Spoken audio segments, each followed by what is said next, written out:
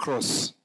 We were in Western the other day, where, of course, issues of also gangs, alcohol, and so forth. And in all the places we've gone, we've seen reinvigorated security teams, both the Ngao officers, the National Government Administrative Officers, and the police officers. Our trip was emphasizing on synergy, close working relationship, accountability. We have been focusing on decentralized governance to the local level, greater public participation in security matters. And I'm very happy to report that for every county we have gone to, there has been a difference as a result of our physical presence in that county and in agreeing on various strategies. For example, the amount of work that is going on now in Western in terms of security operation related to illicit brews and gangs is impressive. When we left Trans Nzoia, which has also the same problem, nearly 200 and almost 300 people have been charged so far in relation to crimes related to gangs. In Kerio Valley, you can see something unprecedented, never happened before. Thanks to the security operation, working as a team, and the resolve that we have as a leadership in this security sector, we are now crossing over 120 guns voluntarily handed over. And I am telling you, nothing of that sort has ever happened in a very small area. And so we, including sorting out issues in Nakuru that related to gangs, of course, we still have to deal with it. So I'm very excited to note that I'm happy that we came up with this approach based on the presidential, the government policy on bottom-up economic transformation agenda. This Jukwaa la Usalama is our interpretation of bottom-up in the sense that it's the only way you can be able to engage the people. It's also implementation of the Constitution, Article 10 of the Constitution on public participation and other laws. And I'm happy to note that though it's been tiring sitting for sometimes 6-7 hours, sometimes, being in a county meetings for the entire day, but I am richer now, richer in terms of knowledge, richer in terms of network, richer in terms of policy. In the 42 counties so far, there have been various policy decisions made as a result of Jukwaa la Usalama. So in summary, I mean, I can talk again and again, I can talk the whole evening about Jukwaa la Usalama because of the benefits that has ensued from it. But what's important is that we are now in Nyanza region, and this is county number 5. We started with Kisii. Did we start with Kisii? We started with, I think, yes, Migori. Then we came to Kisii, and then we went to Homa Bay, went to CI, and down here. So tomorrow we complete with, we would have gone the other Saturday to Nyamira, but that is predominantly an SDA area. So it was better to have the meeting another day other than Saturday. So we're very happy with the progress we've made, and we are ready to engage with you and our listeners and people watching us on the various issues that we are tackling in this region. Impressive to hear that you're very passionate about this Jukwaa la Usalama initiative, and it's also bearing the intended outcome. One of them, like you've mentioned, about 120 guns being handed over, that is in Kerio Valley, as just part of the community engagement to make sure that the intended outcome of this initiative is actually achieved. Here at from the panel, we've got quite a number of questions for you, and that we believe you'll be able to address. And also part of in the audience, if anyone has a question, we will also be taking questions from the audience there, and many times we'll also be shooting questions shared with us from the listeners and those watching now. Starting from the panel here, when we were in Homa Bay, you mentioned something to do with the border subsector in this whole spectrum of the public transport sector. They play a critical role, yes, that has to be acknowledged, but also some of the criminal elements take advantage of this border, or rather the motorbikes actually, to eventualize their whatever they are planning to do. Or you've been conspicuous about the formation of circles to regulate and streamline this critical subsector, and this is something that was also initiated by your predecessor in the previous regime, he had your predecessor mentioned that no border will be allowed to operate if they are not registered with a circle. But then again, we are just back to where we are then. As the CS for Interior right now, what are you going to do differently to ensure this now works for once and for all? Thank you very much. I think, first of all, let me say that my predecessor had the advantage of being the Minister of Interior when NTSA was part and parcel of the Ministry of Interior. But now this is a shared function. The regulation of the transport sector, for us, it's to enforce, but the regulation is a function that is with the Ministry of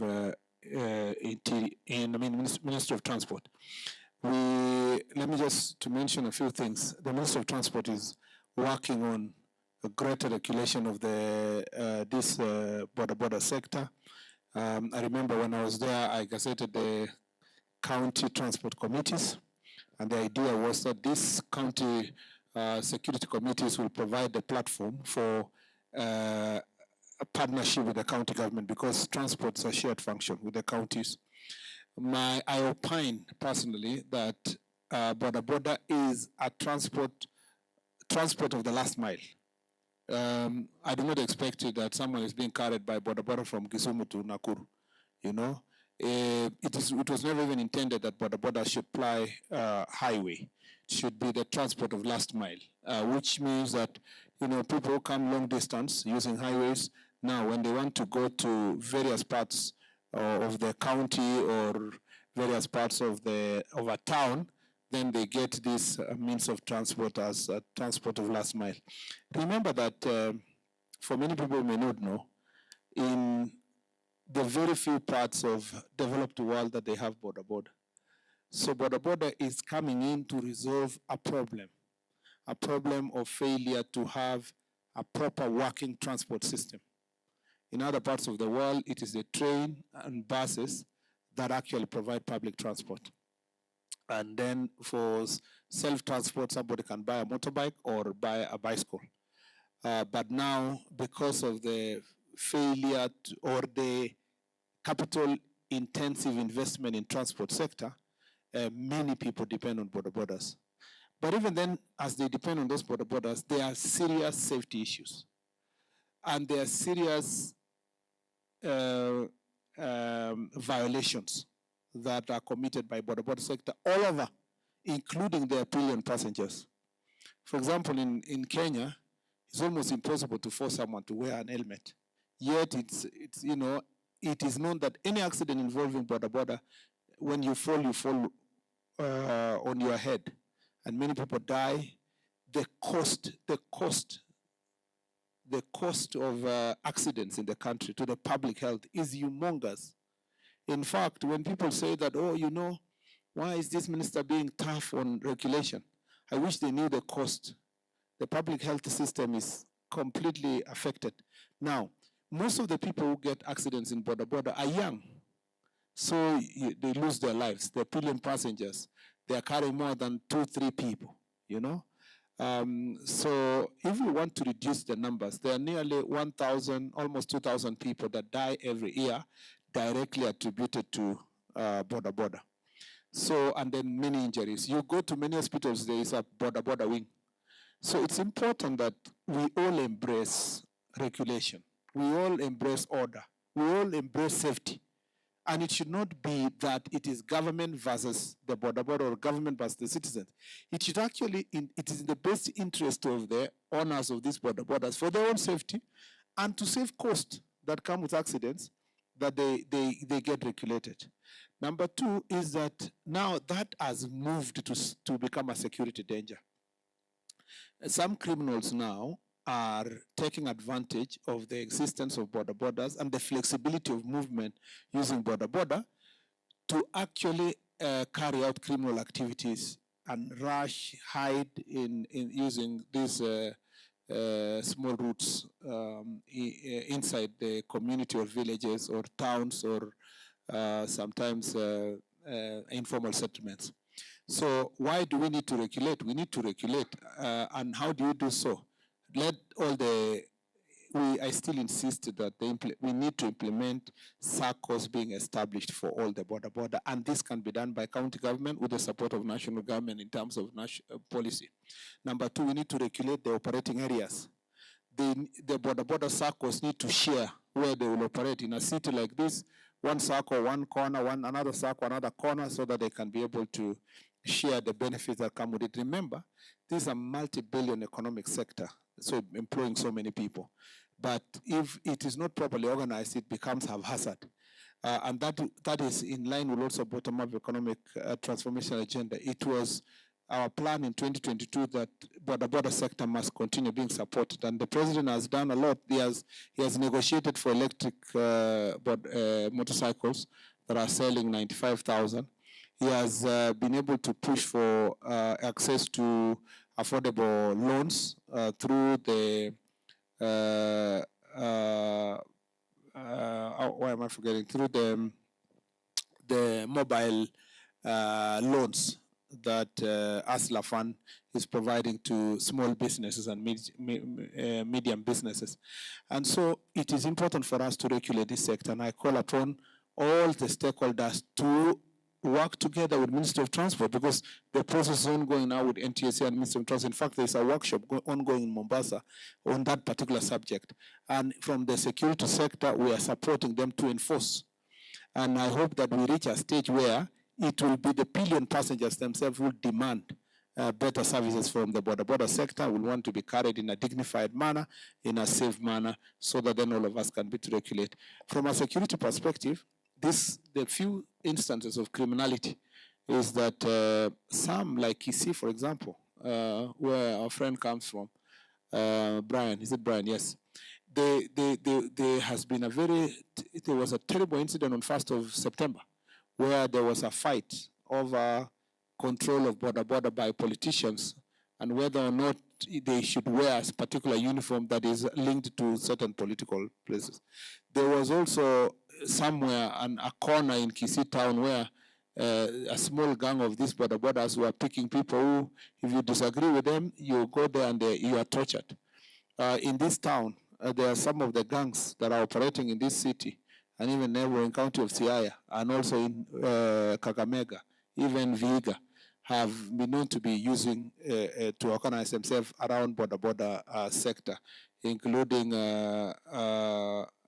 some of them in Vihiga. They're calling themselves defenders of, I don't know, something. So this is the thing.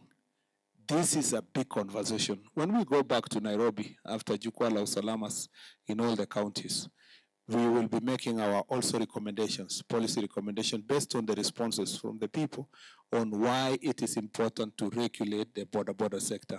As a quick measure, I have asked all the sub-county security teams to incorporate the leadership of this border sector to their conversations in the sub-county security team so that they can help them in intelligence gathering and self-regulation and support the security sector in making sure that we do not have border sector being used for criminal purposes, and particularly when we are going for elections. That issue is live to us, and for cases where we have criminals, we continue doing crackdown to make sure that they are apprehended and they're brought before courts of law. Thank you.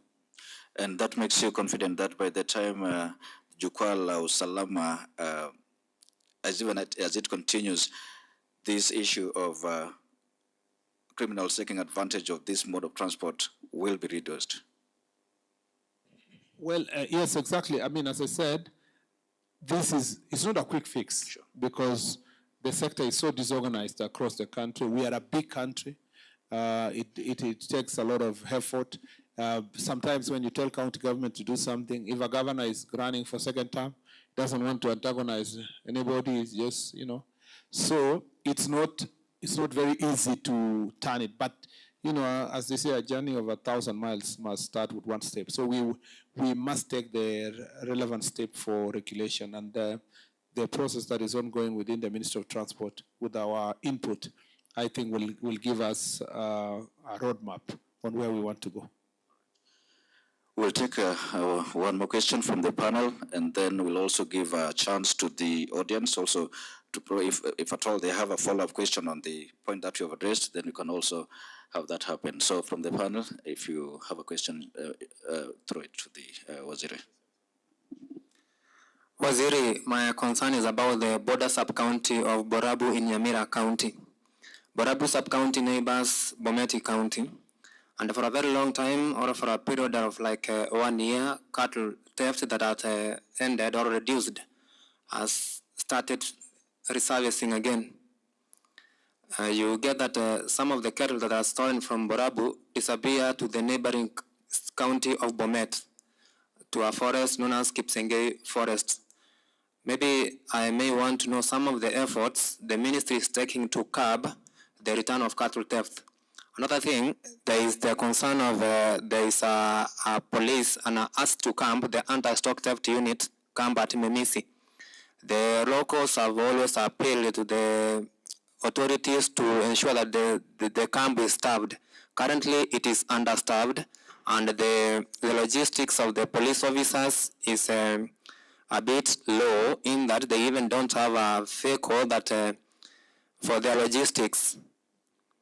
And that issue of understaffing, is the ministry considering ensuring that the camp is fully staffed and the logistics are in place?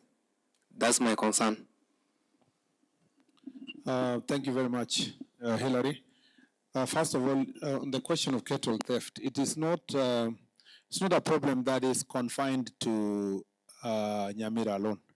Let me tell you, there is a general complaint about theft of livestock, and not at the level of what we call cattle rustling in other places. This thing of stealing 2 cows, some are even stolen and put in pro box. Now, this is a very rampant problem across the country, and the police have been told what to do. In Machakos, cows are stolen and put in pro box and brought to town for slaughtering. In the big problem in here in between Siaya and Mumias in Kakamega County, especially Butere. There's a lot of stealing of cows, then brought to Siaya, and the ones that are stolen to Siaya is taken to the other side. The same problem with Nandi and Kisumu, both ways, Kisumu and Kericho. So it's not confined to only Bomet and Nyamira. It looks like in Nyamira and Borabu, it looks like what happens is the criminals have known that because of the jurisdiction of the police, when you steal from next county and move it to the next, by the time the police headquarters, which is a bit far from the border, is a response is made, you have already escaped with the livestock. Then what they do, they go and slaughter, and sometimes veterinarians come and certify, and they are sold in butcheries. Now, there is ongoing operation in all the areas we've gone. I'm sure tomorrow that issue will come up during Jukwaa la Usalama tomorrow in Nyamira. But it's important to strengthen the like you've asked, the camp in it's called Memisi. Yeah, if you can strengthen the camp there. At the moment, we are, by tomorrow, the country will know, tomorrow or latest Monday, the country will know when we shall go for recruitment. Then once we do the recruitment, we'll improve our strength. Meanwhile, I will ask the IG to deploy more officers to that particular camp for now, to get strength from different places to support. The question of vehicles is a national problem. across the country, there is most of our vehicles that we leased 2014 or thereabout have become obsolete. So now there is a really genuine need for vehicles to support our police officers, and the procurement process is ongoing with a target of 3,000 police cars. So we will ask our officers to share the resources they have at the moment and help support each other, but eventually we are going to resolve that gap. If someone had you or watched you on online in Mombasa or in Northeastern or in Rift Valley or Western, they will just think that you are speaking about their locality, because this issue is national in nature, the issue of the vehicles. Thank you. Thank you, Waziri. Maybe if I take you back a little bit to the issue of border sector. During your Jukwaa la Usalama engagement of the Gusii region, you mentioned that rather you highlighted issues dealing with local politicians hijacking the whole sector and misusing these gentlemen who work in that sector. Maybe we wish to understand up to now, how far are we with the investigation, considering the fact that so far there is the rate at which the insecurity is being experienced at Kisumu is high. Another thing, we have experienced the issue of the war to credit and everything and such stuff. How about it so far, considering the fact that Kenyans are crying about the credits? The second part is credit. The war to credits, the complaints all over the border, the theft, Okay. the whole syndicate, the whole scandal around the war to credit. I may not be very aware of the second question, but the first one, so a number of people have been arrested, taken to court. Some have been released on bail. The police have expressed their displeasure at the manner in which some of these cases are handled by the judiciary, particularly when the DPP is asking for more time for investigations or DCI, and then they are denied, and then they are released, and then these people go back to acts of criminality. I've always said that judges and magistrates do not operate in a vacuum. That's why in law school, the first thing you get taught at early stage is something called judicial notice. There are some things that the judge do not need to get further evidence. He must take judicial notice of what is prevailing in the society. And he must notice that the judges must notice what's happening in the environment. So I think we need the support of the judiciary to make sure that we hand over these people to prisons for reformation. And sometimes, if it takes ensuring that some of these people will be held without an option of bail, it will be very useful, at least even for some time, to enable the security people to complete the investigations, and so that then they can know that involving yourself in that act of criminality is a serious issue. There is a way these gangs issue, because the problem is not border itself. And I don't want people to see and say, if you are border, you are a criminal. No. It is the gangs operating under border. Otherwise, border on its own, many other people are in border business independent of criminal activities. But there are these gangs that are now using border and goons that are being used for political reasons, for political purposes. And this is a threat to national security, and our police officers are working hard. The National Police Service has also, the IG has deployed more officers. He's working on deploying even further to support these kind of operations in areas where we have higher numbers of goons operating. But if leaders, the two things that I think can work, if community is so angry with this behavior of goons, they can make a difference. And this is how they make the difference. They either force their leaders to forfeit issue of goons, or actually they punish the leaders by carrying goons around. If it becomes less beneficiary to anyone to have goons, if being seen with goons and gangs leads to losing votes, then everybody will run away from it. We must make it less fashionable to have goons and gangs. But at the moment, for as long as everybody is being praised that akona maboys, akona mabouncer, huyo mtu akona watu wanamfuata wengi, hii shida yenye tuko nayo haitakwisha. Na lazima tuketi chini kama viongozi na wananchi tukubaliane kwamba lazima tupambane na hii shida ya goons and gangs. Okay, fine. Before, let us make this interactive enough.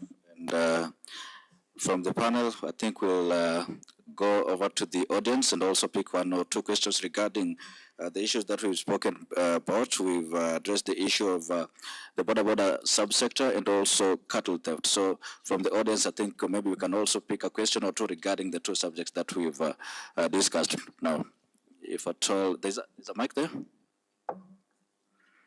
Fine, this can be passed over to the others.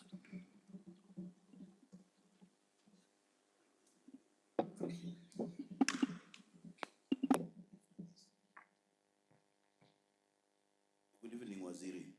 I'm called Agwanda. I'm from Hope Media, that's Hope TV and Hope Radio. Waziri, I only have 3 issues to bring to your attention. Number one, I'm just concerned. Who is in charge of the Kenya Police in Kenya? Is it the National Police Service Commission or the Inspector General?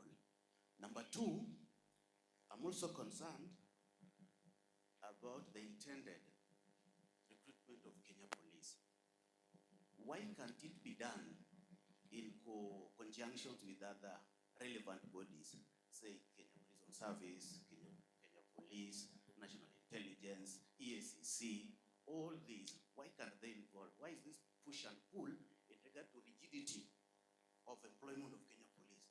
What is it that has to happen which we don't need to know? Why is it that straight line? And then number 3, I'm also concerned about the deployment of your senior police officers within Nyanza region. And ukienda pale Omabei, there's a police officer, the CPC, County Commander of Police, CPC, County Police Commander. It's called Mr. Lawrence Koilem. Kisii, we have Mr. Ronald Kirui. Nyamira, though she comes from Teso, I think she comes from Teso, Amojong Agnes, though she's almost retiring, to believe. Then Kisumu, we have Toroi Teach. You go to the region, that is Nyanza region, you find the man in charge of the operation should be someone from the same tribe. Now we come to Kisumu County. The CPC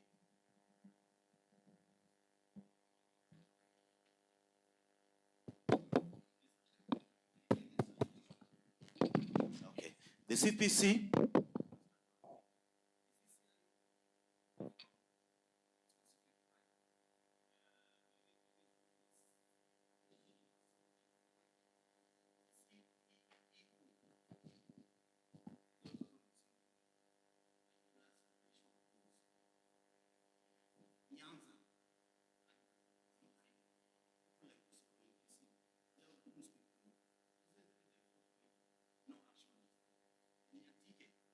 literally work with the pangas in functions. No action was taken.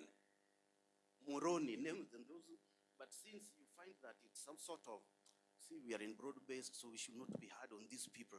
Now, these goons, if you are not careful, it's a culture that you are not going kunini hapo mbele. Kwa sababu saa hizi wanatumika. And surprisingly, these people are called commander's office.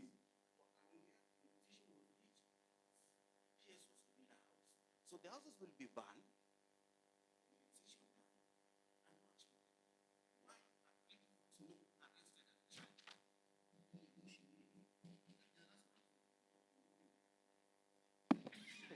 I don't know how long we have, so if one person takes that long, it depends on the moderator though.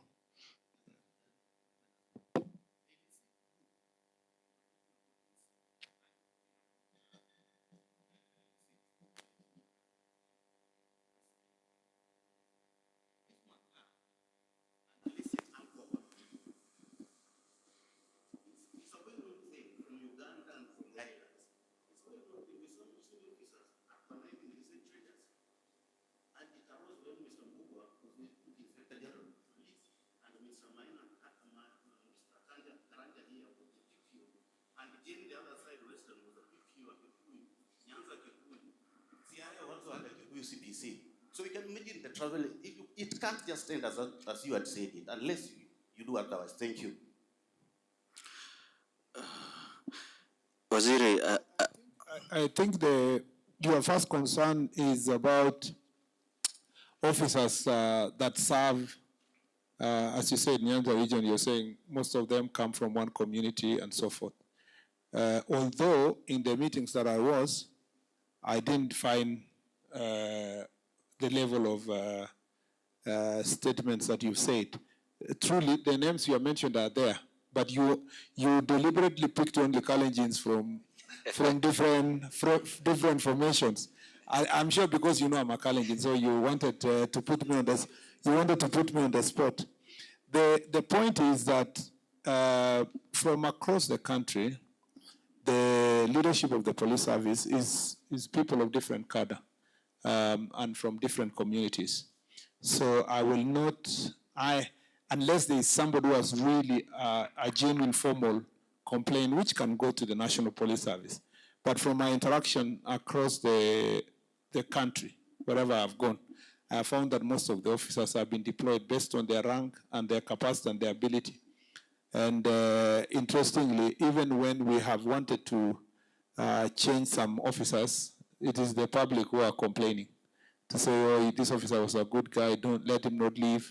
This one is a good guy, let him not leave. Where we have, this is the first meeting I'm getting a complaint based on tribe. In the whole Jukwaa la Usalama across, the complaints have been based on performance. People have been saying this officer is colluding on corruption, this officer is a drunkard, this officer is unable. So I would have been very happy if you told me that we have officer X, Y, and Z in this county, in this county, in this county, and they are a cause of insecurity, and I think such can be considered. Because now if you sit here and I tell you the whole picture of the National Police Service across the country, you will be surprised that it is not what you are trying to process. And I don't want to look like I am defending anybody. Should there be allegations that you think that there is unfairness, I think it's okay to put it in writing so that the National Police Service and the Commission itself can be able to deal with it. And I didn't get your name. Sorry. Huh? Agwanda. From which media house? Hope Media. Okay, thank you very much.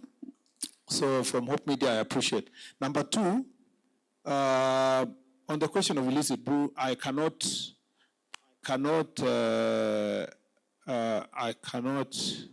disagree with you because there are police officers who are corrupt and who actually collude with smugglers and sellers of alcohol. And in those cases, we have discussed openly. I have also found some police officers who are drunk at work. So it's not a surprise that we have those challenges. As I've said, there is no way a crime can go on in a particular division without the complacence of the police and the Ngao officers. There is always a person in charge of security environment who is sleeping on the job. And for that reason, therefore, every time we find those disciplinary cases, we handle them for what it is. On the question of police deployment officers for Kisumu, you had asked something about, who is in charge of National Police Service. It depends on, in the Constitution, Article 245 spells out various responsibilities. Are you asking, are you in charge of command? Are you in charge of discipline? Are you in charge of recruitment and promotion? And so forth. There is a shared responsibility. There is no clear, or it is not necessary to have dichotomy between the commission and the police NPS. It is not necessary because the commission is composed of 5 police officers, 2 retired and 3 serving. The IG and the 2 deputies are members of the National Police Service Commission.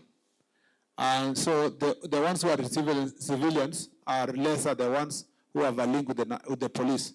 So the commission is a police commission.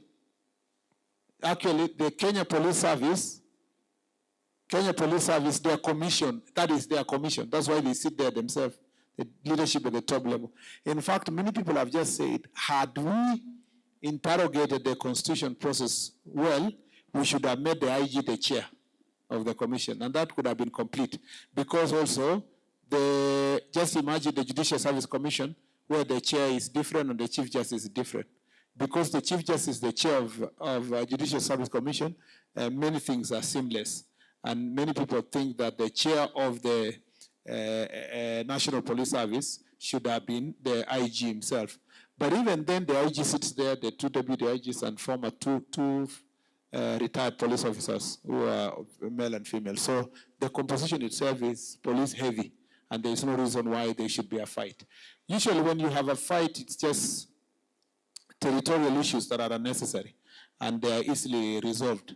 Remember that this is an area of command and control. So eventually the commander-in-chief has a responsibility to align everybody, notwithstanding whether it's a commission or whatever, in terms of security focus, to align everybody to national interest. And that's what we try to do.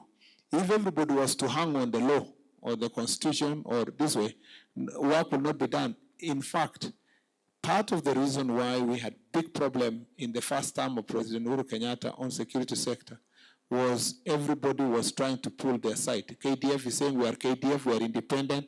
NIS is saying we are NIS, we are independent. Police is saying we are police, we are independent. That never helps. The only most important thing in the security sector is the results. And the results are better achieved through a multi-agency approach, and everybody putting aside their ego and ensuring that looking for the better ways of working together. The question of I'll answer illicit brew another. Thank you. I think there was an issue about goons, and I have answered already that the general issue of goons is an issue that has been dealt with. I thought this is a more orderly conversation, Bwana Hope FM. You know, I thought yes, because if you don't have the mic, we keep shouting across each other, it defeats the purpose of having a moderator. Fine. Thank you. Yeah, because before we come back to the panel, one more question from the audience, and then we come back. Inshallah.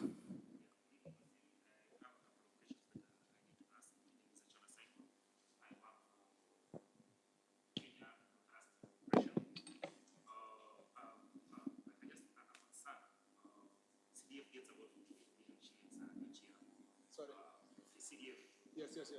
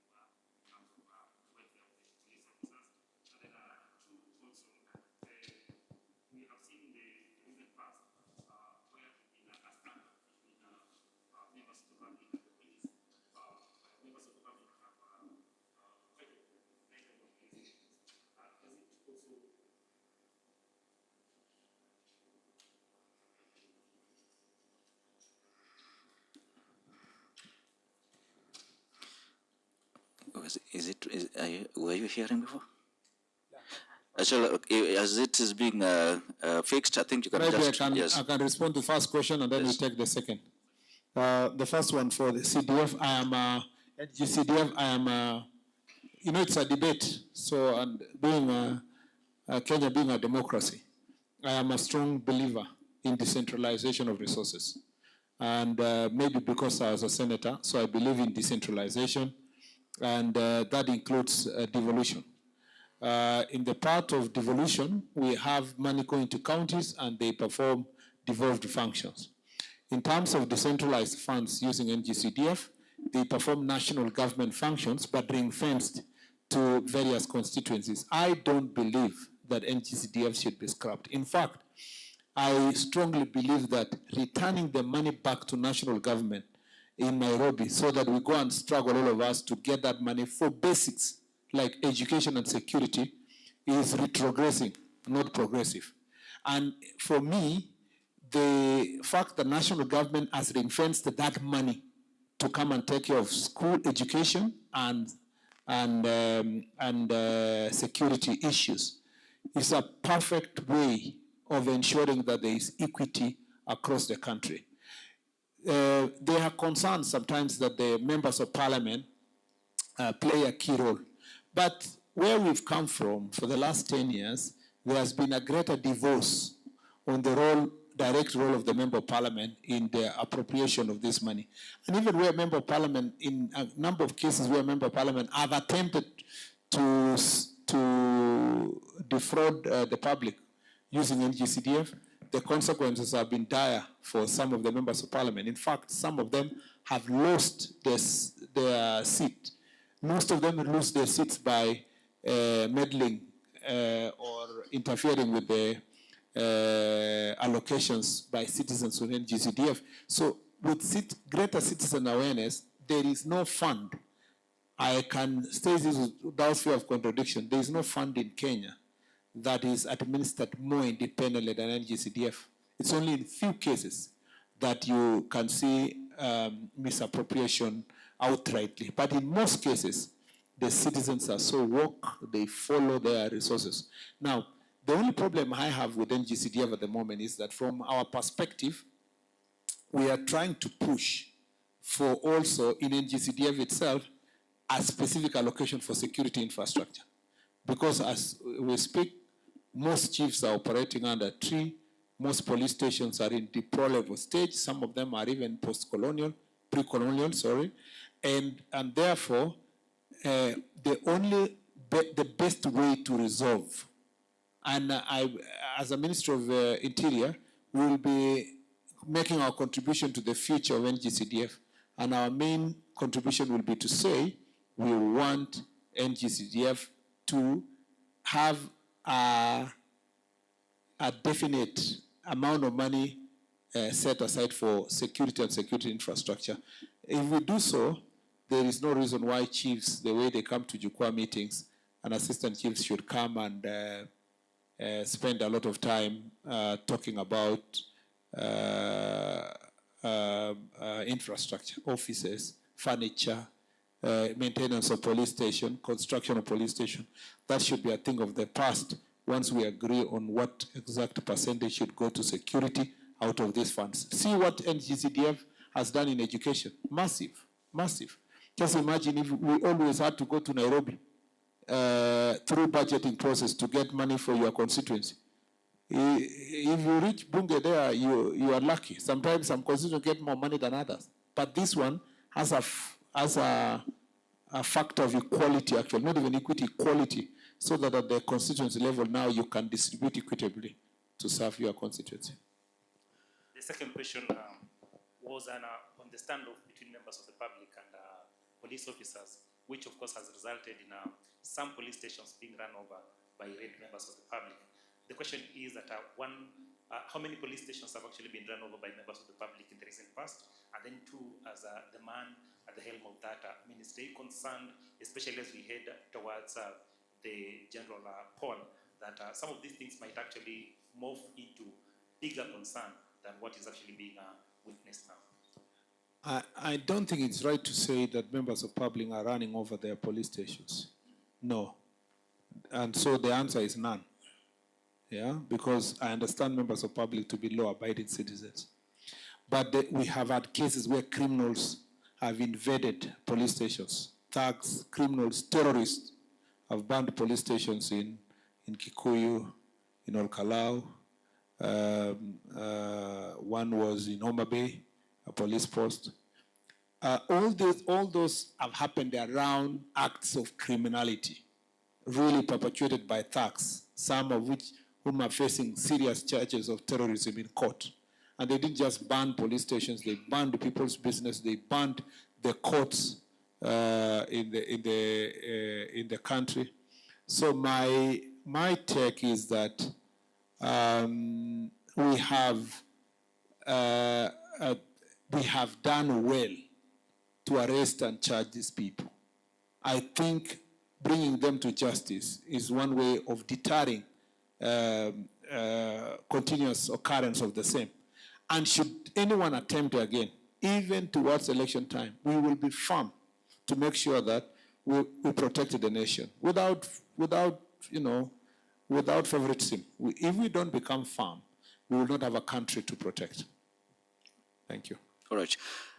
This is an interactive session, and there's also there is Kenyans following this conversation online. And before I come back to the panel, there is a question from a follower. Kenyan watching online, and is asking. I will not paraphrase. I will ask this directly.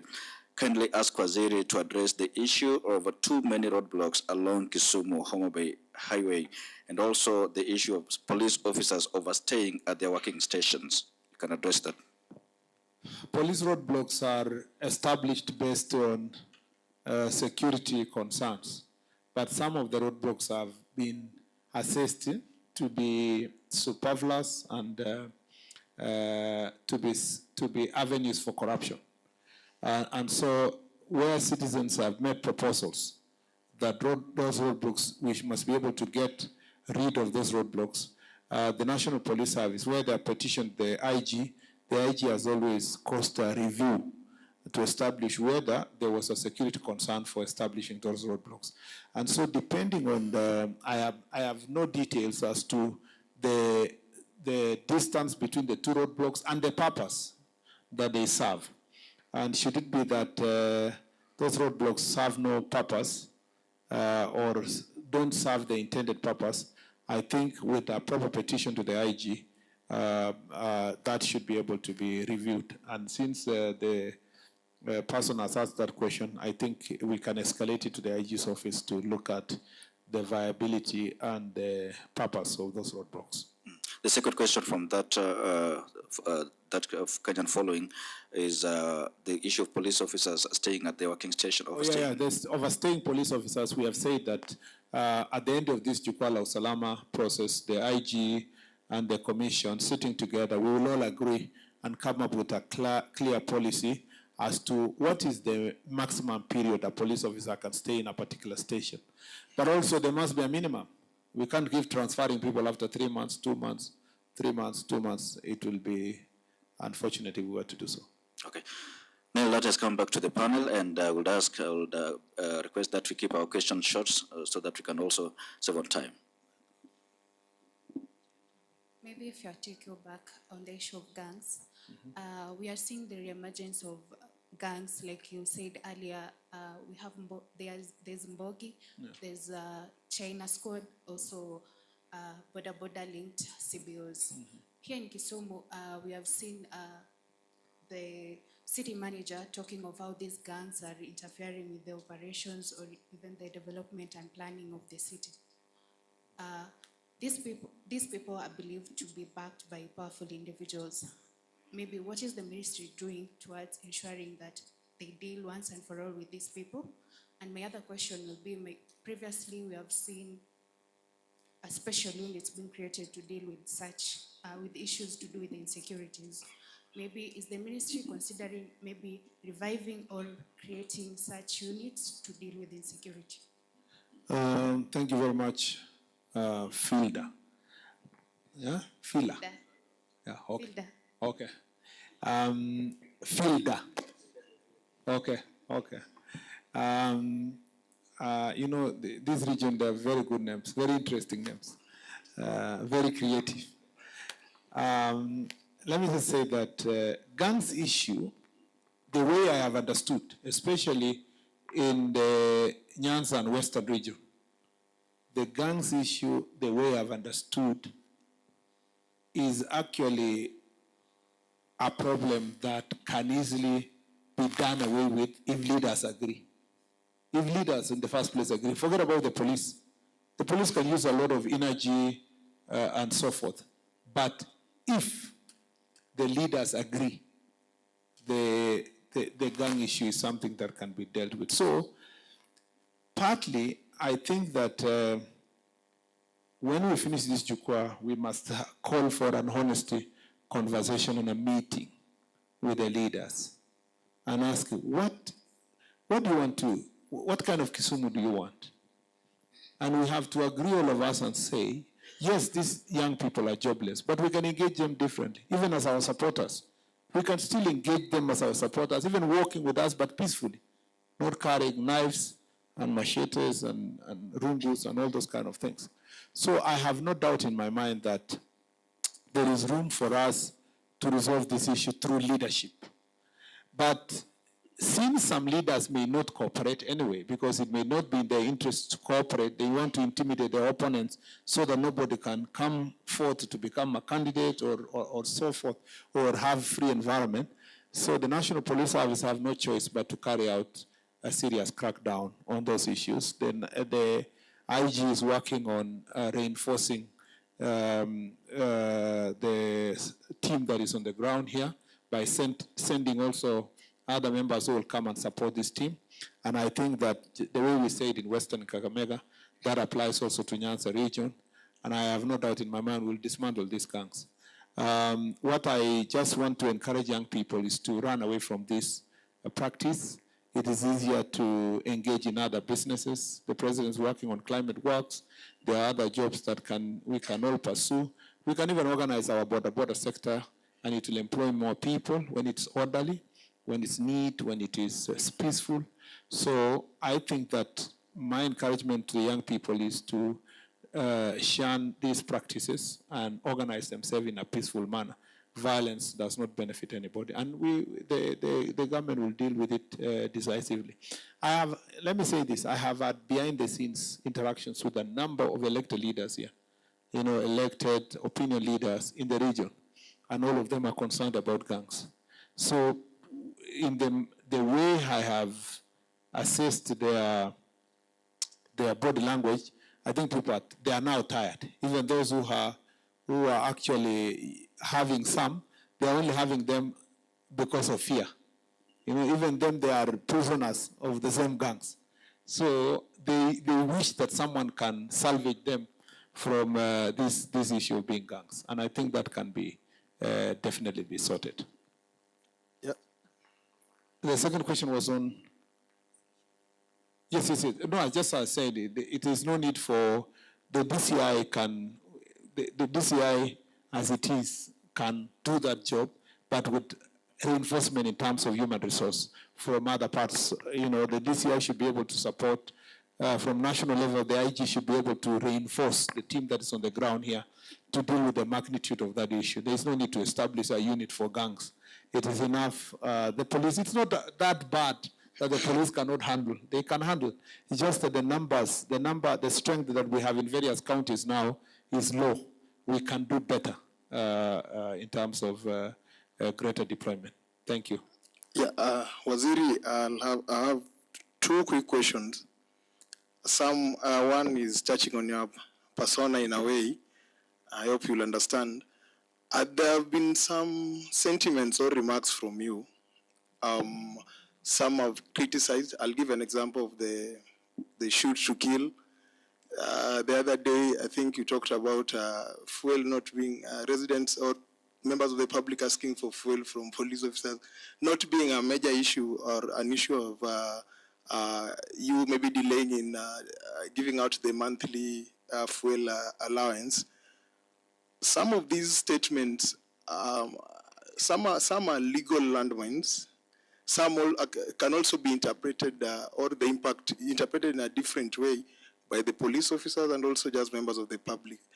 Is this something that sometimes you say and regret, or the impact? Do you maybe look at the impact before they come out? Secondly, there is a concern about government officers, especially the CSS, engaging in politics. It's a thin line between selling government policies or saying what Kenya Kwanza or President Ruto's administration has done and campaigning at the same time. How do you balance this so that it doesn't appear like you are engaging in politics? Lastly, you talked about officers being deployed for the by-elections. I just wanted an assurance because most of the time you see some officers leaning towards some politicians or aspirant. aspirants, an assurance that police will be independent or neutral in these particular scenarios? Thank you. Those are very good questions. I don't think there's the you to worry about whether I mind it or not. Those are very, very good questions because it's the same questions that the public would like to know. And the first one is do I make a statement and regret? Never. When I regret, I apologize. I come public and say I was wrong. But when I'm a lawyer, so I have to apply my mind before I say many things. But besides also being a lawyer, I am the cabinet secretary responsible for matter security. So you cannot say security issues as an afterthought. You can't say also as guesswork. It has to be well thought out. You must have thought, you must have run through your head before saying. You can't also say it out of anger or excitement. You must have thought about it.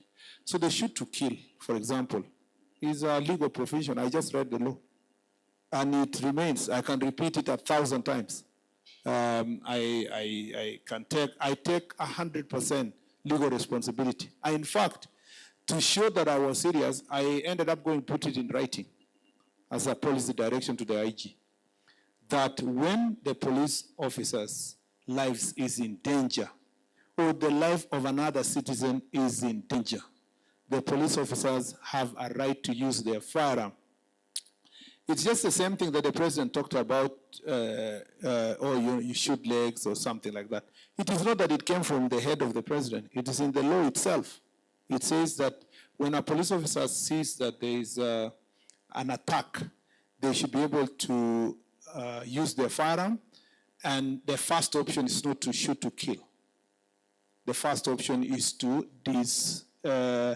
apprehend, to enable you to apprehend. In fact, it says after you shoot that person, you must be able to quickly take them for medical treatment and inform IPOA that that has happened. And that's the law, you know. What I talked about, shoot, I didn't even say shoot to kill, but you people added on top of it that I said shoot to kill. I just say that the police officers have a right to use their firearm to protect themselves when their life is in danger. They may use the firearm, they may shoot the person, they may shoot up, they may apprehend that person. But that is the role of the firearm. Otherwise, if firearm was not useful to be used on criminals, especially when people are in danger, then there is no need to issue a firearm. Why would you issue a firearm? What is the purpose? You know? And then many people are taking these statements we are making because in their head, they are seeing themselves as protesters. This applies to a police officer confronting bandits. It applies to a police officer confronting terrorists.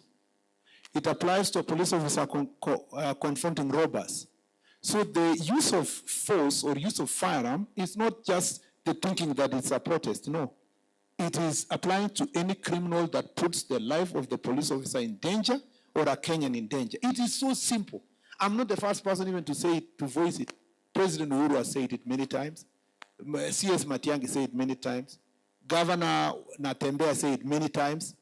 You know, all these people, you know, it's just that for political expediency, you'll see somebody when they jump the other side, they say, oh yeah, they have said this. Everybody knows that that is what's supposed to be doing. By the way, why do all these leaders who are trying to criticize me, why are they walking around with their bodyguard who are carrying guns? So that they do what with those guns? So that when the life of the bodyguard or the person they are guarding is in danger, they use the firearm. So let's not flog a dead horse. It's a fact, it's the law. I am not just a lawyer, I was a teacher of law.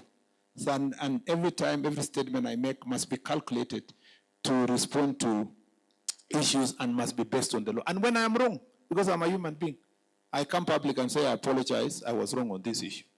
Yeah, and that's what to be. You know, for example, the fuel issue. Fuel, is that even rocket science? I want you to know one thing.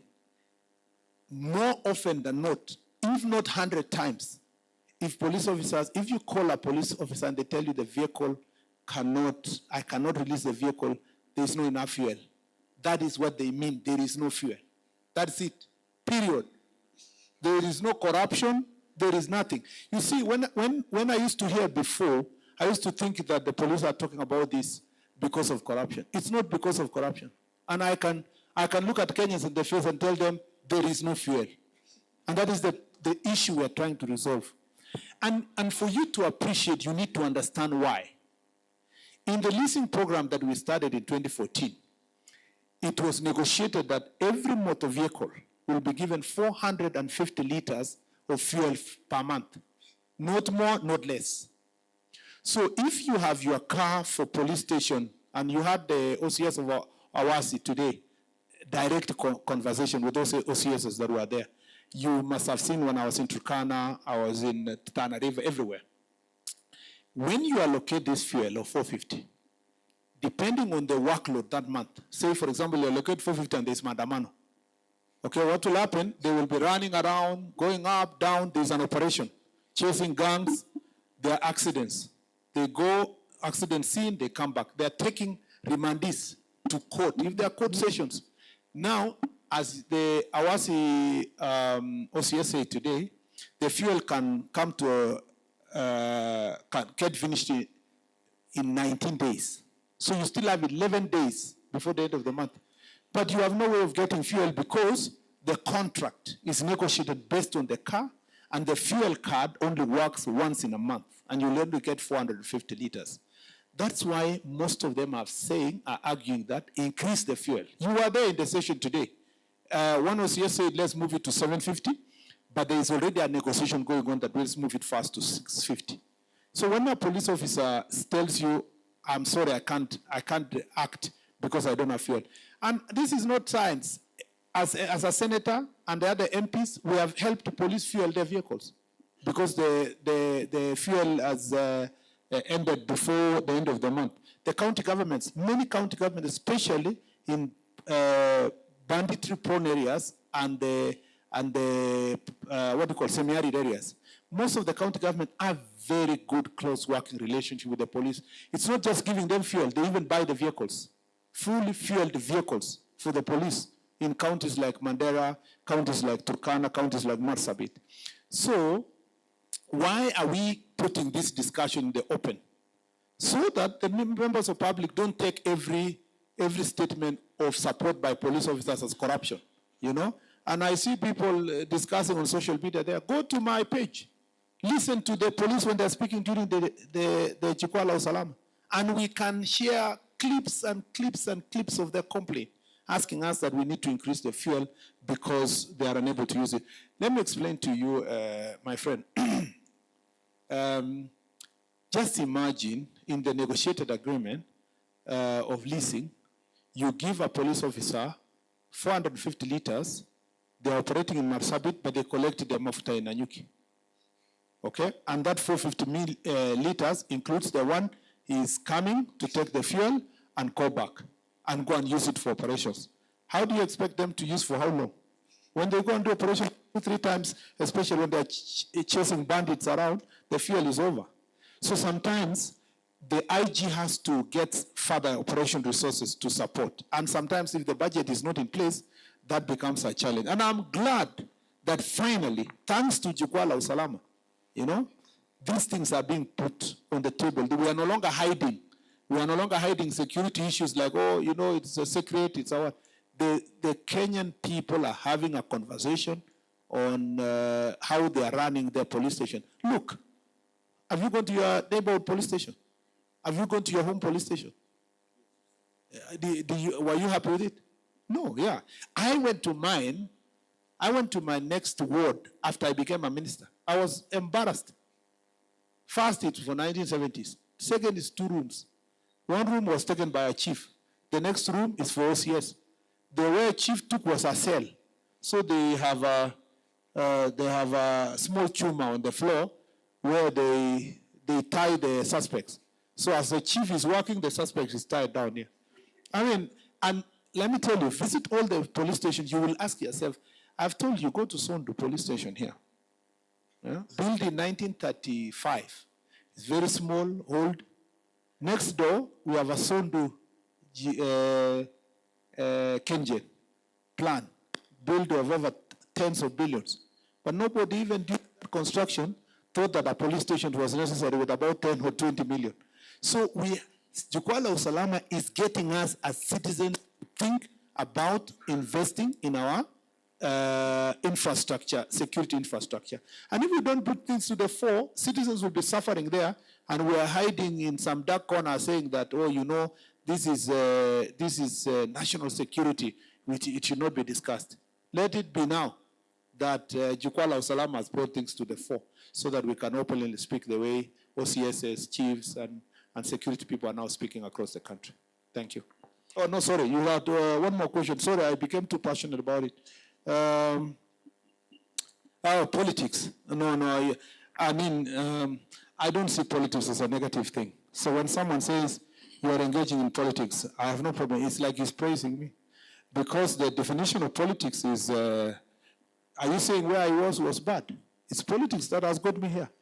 You know, I mean, if the people of Elgeyo Marakwet did not elect me in 2013 and put me in Kenyan platform, I would not be where I am. So politics is not a negative thing. In fact, it's the hardest job in the country. Somebody should be proud to stand somewhere and say, I am a politician. You know, I am a senator, I'm a governor, and I am very proud of my, 10 years as a senator. And politics is positive. I don't think, even if someone writes, I saw today in your newspaper, you had written that some ministers were involved in politics. And I was wondering, so what's the problem? Because, you know, the definition of politics is management of public affairs. So management of public affairs includes governance and leadership. You know for sure that I support the leadership of President Ruto. And even sitting here, I will tell you, please, my friend, please vote for President Ruto. He wants to transform this country, and he's already transforming this country.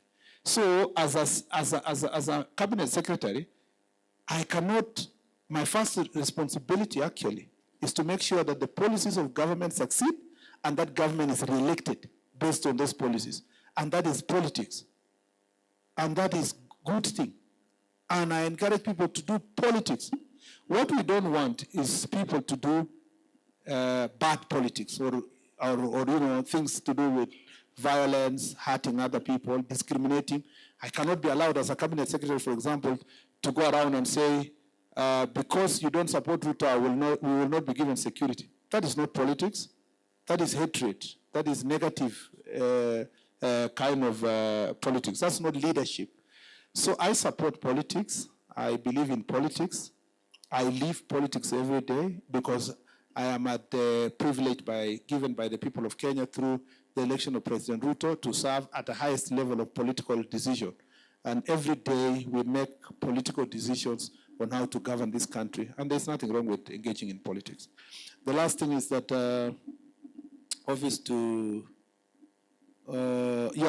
you're saying that officers are being misused by politicians. Yeah, those who are being misused definitely will have to carry their own cross, and disciplinary action must be taken against them. But also support elected leaders, whether they are in opposition or government, there's no issue. Whether it's county or national.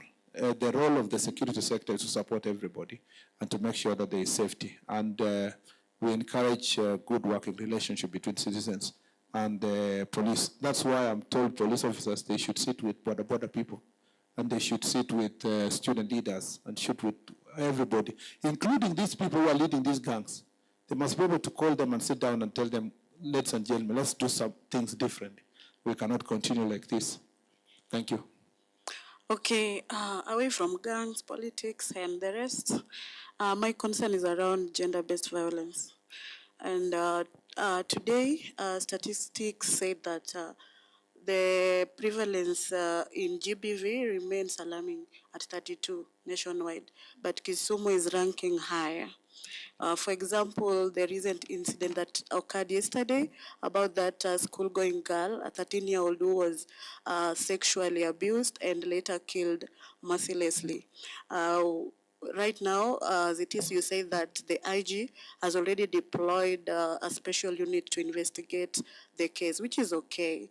Now my concern is around the GBV prevalence is alarming high.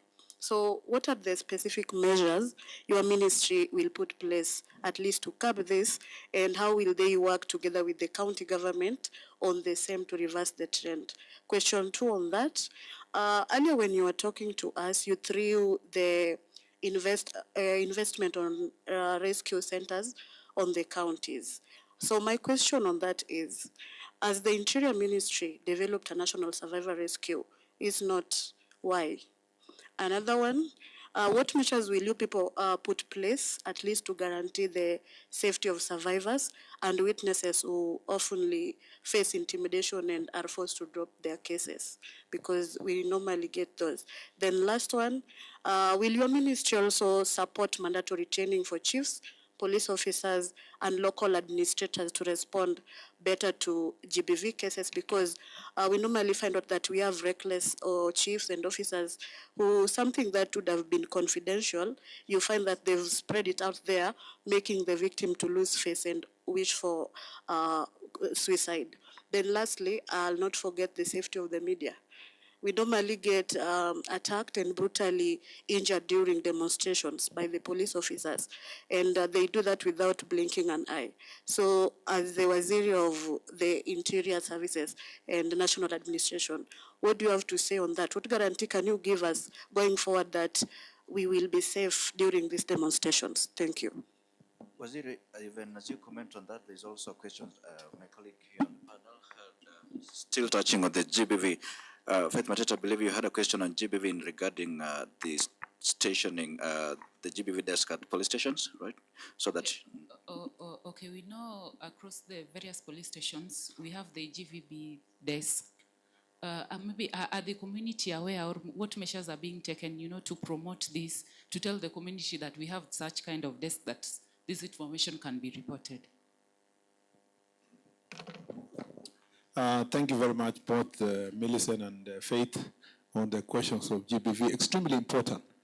The issue of gender-based violence and defilements specifically is a big issue in western part of the country. That is Western region and Nyanza region, and some parts of Rift Valley, especially Trans Nzoia and Bomet. And then when you go to places like Makueni, Nairobi, Machakos, and parts of Coast also. So it's nearly, every part of the country. And I think, to be very honest, we need a champion. We need, champions against the sexual and gender-based violence, and especially for children. And the question is, in terms of reasons why it's prevalent, we have, I think that one, it's repugnant practices in community. Wife inheritance, things to do with this issue of, because in some cases it is stepfathers who are perpetuating these issues. In other places, things like disco matanga, because the numbers are prevalent during holidays. That means most children are safer only when they're in school. When they're out of school, their lives are in danger. By the way, it's not just about girls. In some instances also, there have been reports of sodomization of young boys. So this is a very serious issue that is prevalent because of those practices. Number two, it is also tied in some areas with drug and alcohol abuse. When these children are exposed to drugs and alcohol at a younger age, or the people who take the drugs and alcohol, they take advantage of them. In some other instance, the other reason why it's very prevalent is because the families, the community, because the people who defile, especially defilement, who defile young girls are family members, step-parents, fathers, in some situations, step aunties, uncles, and all that.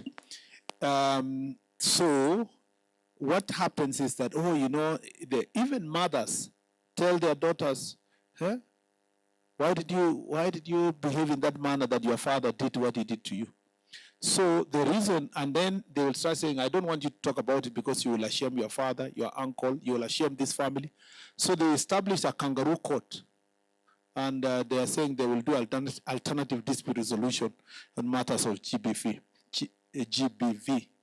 sexual and gender-based violence. And I must say that in the entire engagement that we've had, one of the things I've emphasized among the chiefs is to make sure that they take seriously reporting cases of gender-based violence.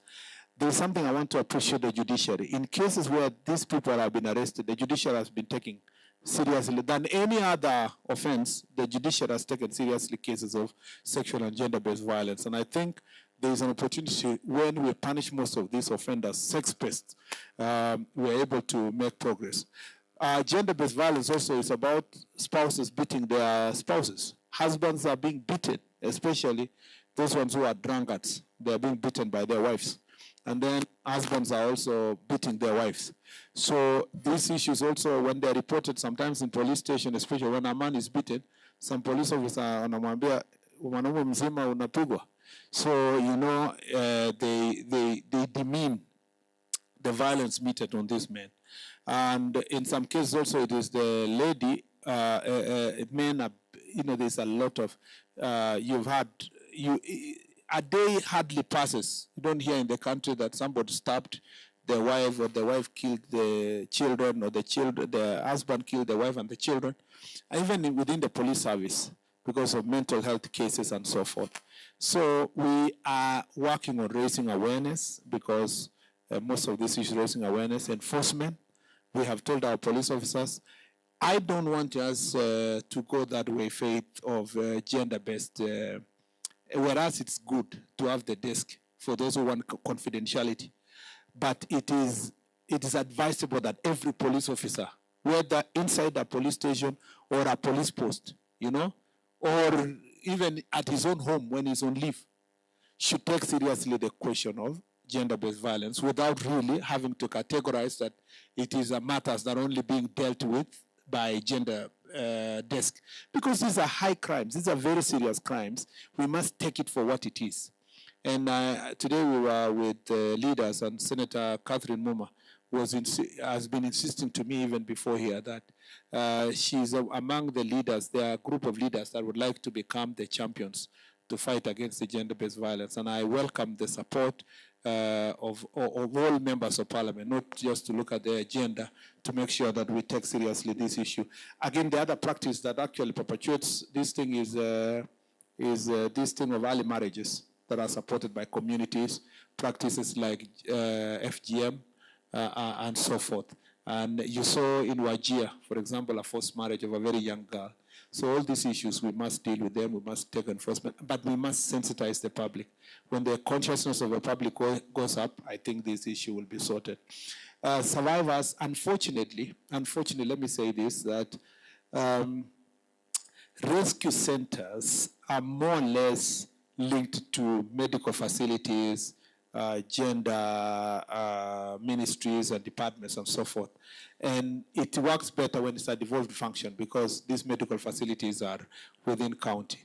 But I think also from a national level, we need to have a conversation, because it is the police officers you saw, most of the OCS who are saying were the first persons to respond. And when they respond and they find someone who has been hurt, they take them to hospital. They don't know what to do with them. They'll go to hospital, we will pay the bill. And when they finish paying the bill, where are they going to live? And there was a CBO today, I forget the name, that is also doing some work here. I think that we need to make mandatory requirement for every county to have a rescue center for both victims of GBV and sexual offenses like defilement, because these people need to run away. There is a witness protection unit in the Attorney General's office. It's not Attorney General, it's a DPP.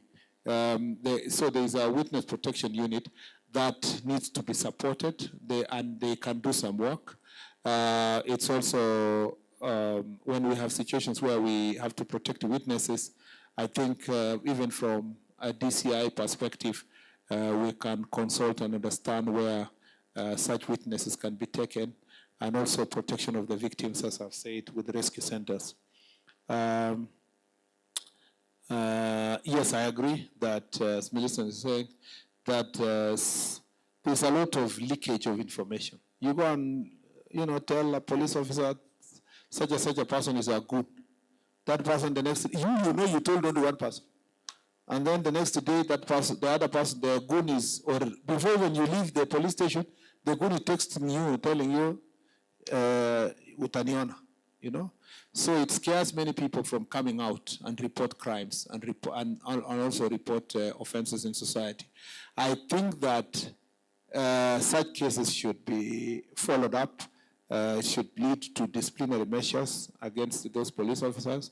I think we need in the National Police Service to strengthen complaint mechanism so that complaints against officers who are non-responsive can be taken seriously. And again, the Office of Ombudsman also has a role to play when it comes to failure to deliver services in any place. On the question, in any government institution or a government officer.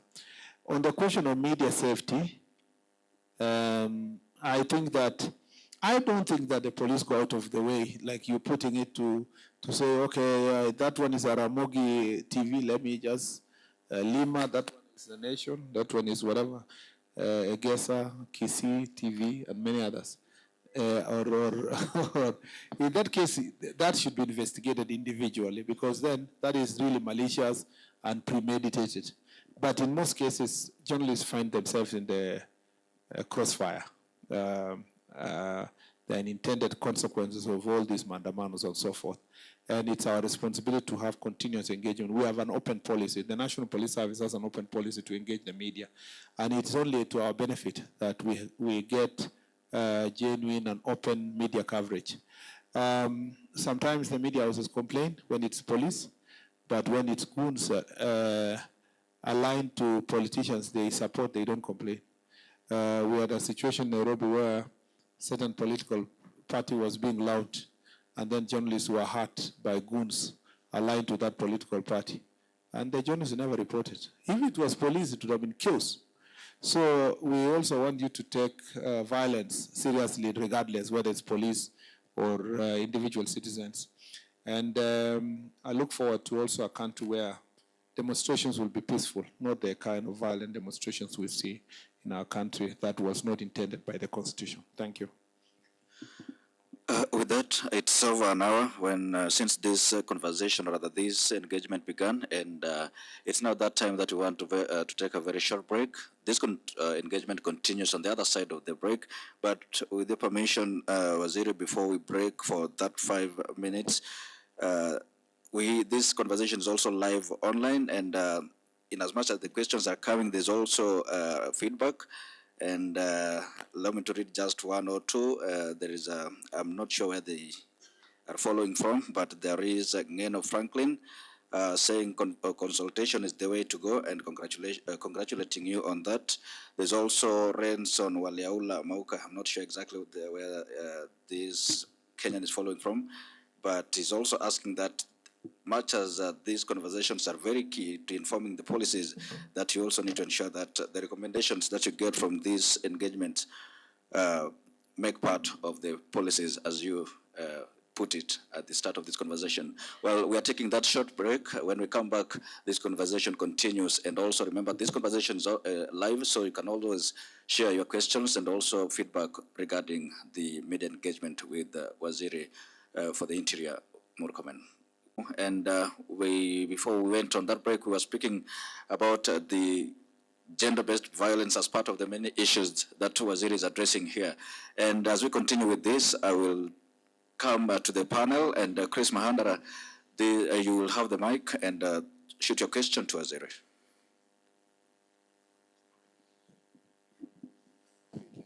Thank you, Waziri, for the opportunity. The blue economy sector is a multi-billion sector, and Lake Victoria being one of the key contributors. We continue to witness a lot of harassment of our fishermen within the lake, despite Kenya having a cooperation agreement with the Republic of Uganda. So what are the bottlenecks in this agreement that have made us to remain in this situation for this long?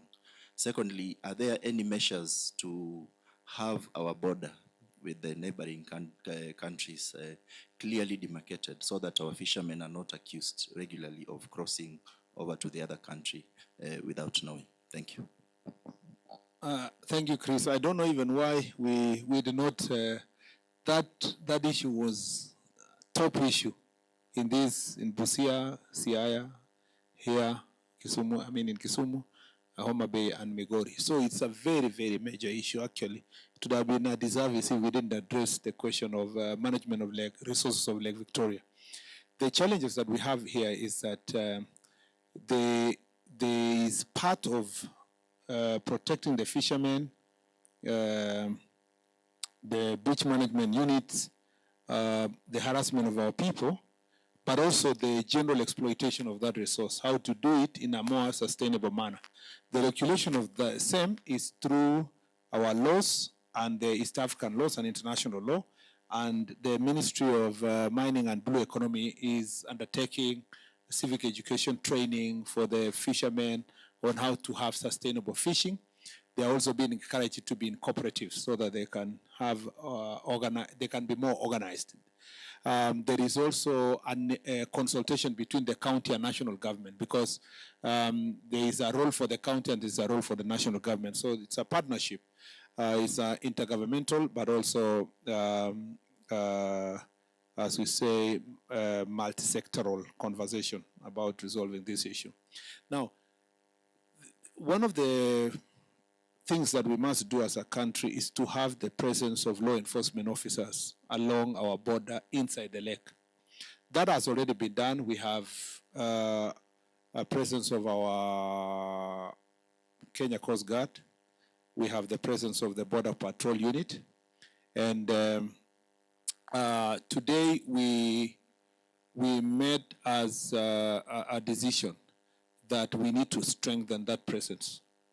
How? We need to buy more boats, patrol boats. 2, we need to hire more officers for Kenya Coast Guard. 3, we need to deploy the Border Patrol Unit in more places. So I think we have said Mangeta. Is it Mangeta? Yes, Mangeta, Ringiti, and Sori are the 3 places we will quickly deploy officers from the Border Patrol Unit to strengthen our presence. We are also procuring modern boats that will help. As you saw in the Jukwa today, the concern of the officers is that you cannot survive with one boat because you need one if it has an issue, another one can be able to rescue, and they can be able to help each other. And then the vastness of the area that you are covering is extremely important. Once we have the presence of our police officers and the multi-agency team, whether it's from KDF or the police in the border there, now we think also about what are we going to do with our neighbors. And I answer you this question knowing also it applies to Lake Turkana, because I've been there to Todonyang. The same problem is there between the Ethiopian side and the Kenyan side. So the question is, and we are strengthening, we're doing exactly the same in Lake Turkana. So once you have done this, what is the next? The next is to think about our cooperation to our neighbors. We have a joint cooperation agreement with Uganda. We have East Africa Community that binds us together with Tanzania. So the next thing is to make sure that we are cooperating together. To start with, because a lot of these things between us and Uganda, there was a very good proposal today in the Jukwa that perhaps Uganda, it is time Uganda send a liaison officer to Kisumu, and we send a liaison officer to maybe Jinja or one of the ports in the side of Uganda, so that then when we have issues with the liaison officer from Uganda, we consult quickly. If there are issues with Kenya in the Uganda side, there is a liaison officer who consults quickly. That can facilitate our relationship. I don't think, to answer you, that demarcating the border will solve this problem. I think we generally know our border, even without clear demarcation. Demarcating the border also in Todonyang will not solve the problem. Why? because in Lake Victoria, the fish breeding happens in Kenya, and then as they grow, they move to the side of Uganda, okay? And they don't have passport, they are not intact. So sometimes fishermen follow the fish to the other side. In Turkana, it is the opposite. Breeding happens in Ethiopian side, and the fish come towards the Kenyan side. So it becomes a cause of conflict between the communities in Ethiopia and Kenya, and also the same with Uganda and Kenya. So what is the best way? The best way is to have a shared agreement on how to manage these resources together, fish together, share together. In any case, we are one community. And how to achieve that is to make sure that there is a joint presence of our officers in the lake. So, and maybe regulate the numbers, regulate the access, and then one of the complaints of Uganda is that we are taking the fish when they are still young before they properly grow to cross to their side. So if there is that general understanding, then we can agree that we can fish together. And I think that joint agreement can make us have a peaceful coexistence with our neighbors than to have a fight with our neighbors. And thank you for raising that issue. We take this one very seriously, and you will be seeing activity in the next 2 weeks. You will see our officers in the 3 patrol bases, and you will see also the procurement very soon of the boats, and will be delivered for greater patrol in the lake. And this thing will be a thing of the past. We are really intentional in resolving this issue. All right. Faith, you have a question? Okay, on the issue of accidents, we've seen a shift on road accidents across the country and also in Nyanza region. And I'm just wondering, what is the ministry doing to streamline police road checks? Makiu, keeping in mind that, for example, in Nyanza region, we have various roadblocks, from point A to point B. And, members of the public are feeling that maybe some of these checkpoints are there for some specific reason instead of being there to save lives. So maybe, what is the ministry doing about this? Actually, Faith, they think that the checkpoint is for collecting bribes. I think you should say it as it is. There's nothing to hide. Jukwa has now shown us that we just say these things as they are. The management of traffic is a combined responsibility. Yeah, as I told you, transport is about regulation, the inspection, the regulation of the drivers, the regulation of the circles. All that work is within transport, NTSA responsibility. In fact, I remember we started a process of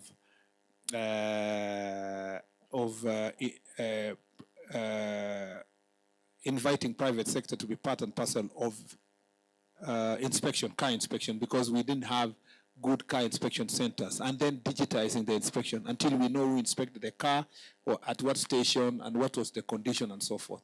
Car inspection is one of the areas that is really need to be done. Regulation of the drivers, particularly the fatigue. A driver drives to Nairobi and back. With fatigue, it kills. So we had said that a driver can only drive for, did we say 8 hours? And I think that was even a lot. We should have said less, because if someone, 8 hours, but with resting places, there must be break.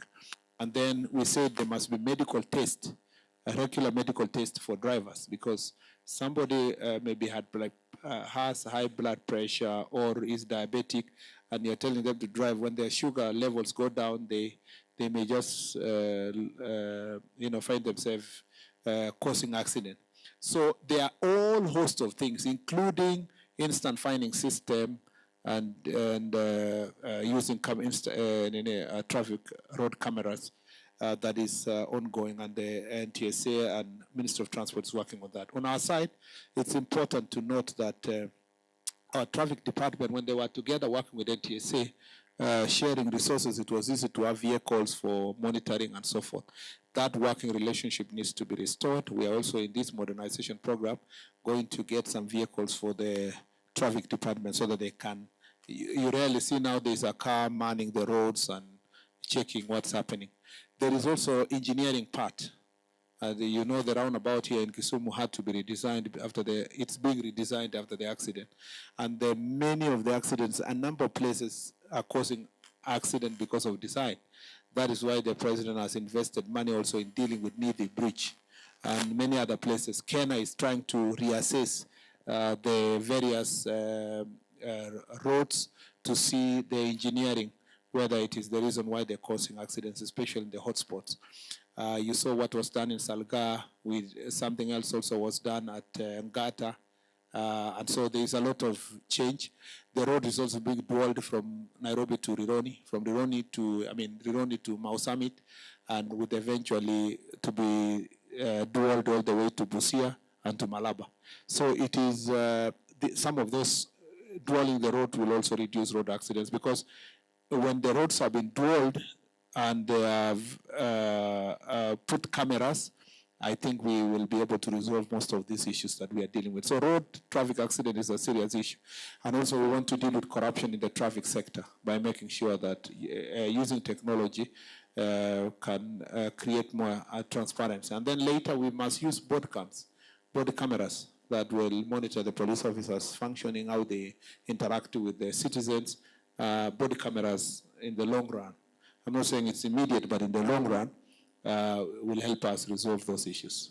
Thank you. Well, you have a question? Make it just one, please.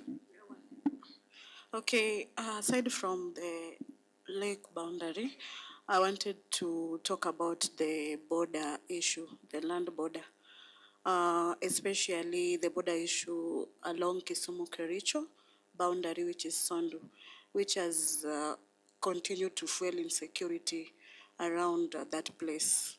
So my question is, what is being done to align administrative units and to ensure chiefs on both sides work together effectively? And even if that is done, do you think that that will bring the end to that problem? Can the government just send some special unit or administrative unit to come down and check on the issue? If it's the issue of the boundary, they should just demarcate and indicate that Sondu belongs to Kericho County or to Kisumu County, so that the residents living around that place live in peace and to end that dispute once and for all. We had a discussion today with Professor Nyang'yo, my friend and my former colleague in the Senate. And I asked him a very straight question. Why are the people of Kericho and Sondu fighting over administrative boundaries? What do they gain? If I am Kipsigis and the boundaries show that I live in Kisumu, what is the problem? I live in Kisumu County. I have my title. I'm a citizen in Kisumu County. If I am a Luo and I find myself, my title reads Kericho County and the boundary leaves me to Kericho County, what is the problem? Why would I fight my neighbor? And if I am unhappy with these boundaries, what does my neighbor have to do with it? You know, in any case, there are Kalenjins who live here in town, and there are Luos who live in Kericho town. Why would it be an issue around Sondu that you are fighting over a boundary? There must be deeper issues. And for me, there must be a mindset that says, if the boundary goes, if Sondu belongs to, if the whole town belongs to Kisumu, or the whole town belongs to Kericho, then we can chase people. But how will you chase me from my land? You know, well, this is my land. It doesn't matter whether it is. So the people who should have been fighting is Governor Mutai and Professor Nyang'yo. And what would they be fighting for? They should be fighting for taxes. That is the only fight. You will say, no, I'm the one to collect. This one says, in fact, all businessmen in Sondu town should be the one saying, no. You guys go and sort your problem before we get to know who is coming to collect taxes in this area. But the citizens shouldn't be fighting. And NCIC has been doing a good job there. Commissioner Okundi is here. They even had a plan to go and put a peace monument. Yes, thank you very much, engineer. They had a plan to go and put a peace monument there, and then there was a lot of political activity in Kericho. Now that the political activity will subside, we will call for a baraza and go there together. We'll have a meeting with the citizens. I am very happy with the Jukwaa la Usalama of Kisumu.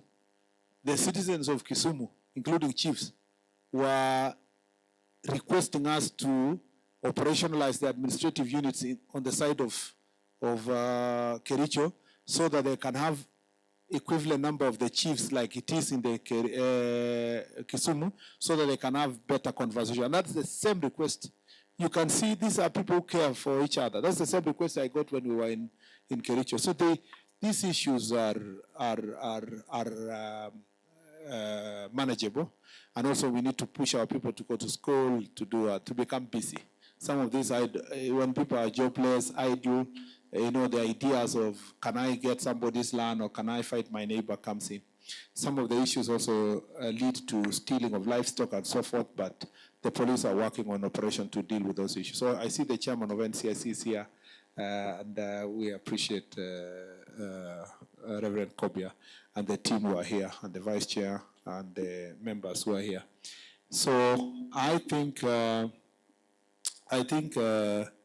be very fair, it is something solvable. Lastly, boundary is not a problem of Kericho and Bomet, Kericho and Kericho and Kisumu, Kisumu and Nandi, Kisumu and Vika. It's all over. I don't remember a county where we did not pass through and people have an issue with a boundary somewhere. And I think eventually the real coordinates should be marked on the ground maybe. But it's a shame that we are one country and we want to really put markers in our own country. It should be general. Should be just that the counties know generally this is where we live. There is nothing really we are fighting over. We are not another country vis-a-vis another country. But if it gives us peace, for example, Machakos and Makueni are fighting over boundary. So if it promotes peace, perhaps, and that's one community, people speak one language, one community. So perhaps we just need to mark it for purpose of tax collection and many other issues that we are dealing with. Asante sana. Well, Waziri, as we near, we draw towards the end of this conversation, there is a question from a viewer from Kuria, that is in Migori County, an area called Ongata Barakoi. Yes, it says that residents continue to report cases of cattle rustling and killings, especially along border areas in that county. Is asking, why has it been so difficult to eradicate such crime? And also the issue of smuggling and border insecurity remain a key challenge, especially in Sirare border. What new measures are being implemented to secure the border? We agreed in Jukwaa la Usalama in Migori on a few things. One, there's an operation that's going to be done to get rid of guns that are in civilian hands in both Narok and Migori counties. Two, we are going to increase the border patrol units that are going to help us deal with porous borders. And three, we are going to return the formed up units that were stationed in between the two counties. And finally, I'm going to have Jukwaa la Usalama Mashinani within the border, baraza with the citizens to see what else we are going to do to make sure that they live together in peace. Well, I believe there's no more question from the panel, and just one more, please, from the audience. I request that you shoot your question so directly and make it so brief because time is a factor. Asante sana Bwana Waziri. Mimi naitwa Oliver Ochieng kutoka Jabali. Swali langu ni kuhusu operesheni ya usalama katika nchi ya Haiti. Ningependa kujua kama serikali, je, mnapokea ripoti zote kuhusu utendakazi wa polisi kule Haiti? Na vipi hali ya maafisa wetu wa polisi walioko Haiti tangu walipoenda mwaka jana? Kisha swali la pili ambalo tutakuwa la mwisho ni kuhusu baada ya mchakato huu wote umetembea kaunti hii ya 42 na kuna kaunti kama 5 zimesalia. Swali ni je, nini kitafuata? Je, tutaona mwamko mpya katika masuala ya usalama humu nchini ama itakuwa kwamba tumetembea, tumezungumza kisha kuna hatua ambayo inachukuliwa? Asante. Nadhani kwamba kwanza ningewacha nijibu ya pili. Jukwaa la usalama sio kutembea na kuongea, ni kutembea na kutenda. Umeona kwamba katika mikutano yenyewe tunasuluhisha mambo papo hapo. Saa zingine IG akiwa pale ama DIG wanabadilisha network ya polisi. Umesikia nimetangaza sehemu 3: Mangeti, Ringiti na Sori, ambayo tutakuwa na formed up units. Umeona kwamba tulitoka Kakamega juzi, operation inaendelea pale huko. Tumekuambia kwamba bunduki 120 na kitu zimeletwa leo kutoka tu hapo Kerio Valley. Kitu unprecedented, kitu ya kwanza tangu ifanyike. So yale tuna na usione kwamba tukiwa hapa ni tofauti na kuwa ofisi. Tumeleta ofisi hapa, so tumekuja tu kufanya kazi. Tofauti ni kwamba tumefanya kazi kwa mashinani, pahali ambapo tutaelewana na wale ambao wanafanya kazi mashinani, na tunawapatia nafasi wachangie katika kusuluhisha shida ambazo wanapitia. Unajua kwamba tangu tuanze chukua askari wetu wameanza kwenda training. Kulikuwa na conference ya OCSs, chief sasa wanaenda training. Chiefs 8,200 watamaliza training mwisho wa mwaka huu.